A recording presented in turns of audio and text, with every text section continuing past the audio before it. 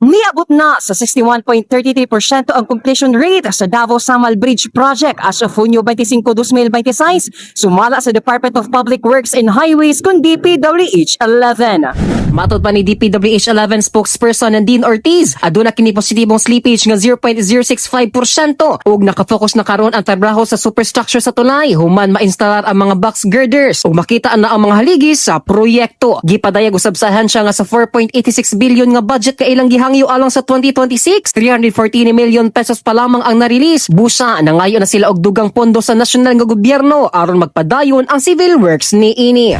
As June 25 and 2026, we are at 61.334%. So out of we have requested a total of 4.86 billion for 2026, no?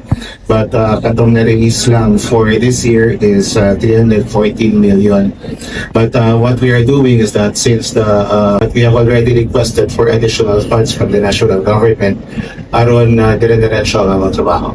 Dugang pa nga posibleng muhinay ang dagan sa proyekto ug mausab ang target nga petsa sa pagkauman niini. Diin imbes nga sa katapusan sa 2028, mamahimo nga mausab kini ngadto sa September 2030 tungod sa kakulang sa pondo ug pagsaka sa presyo sa mga materyales. Luyo niini, naglaom ang ahensya nga mahatag ang dugang budget aron magpadayon ang construction sumala sa plano. Kasama mo sa balita og serbisyo publiko, Radyo Man Willa Duran at Tatak RMN.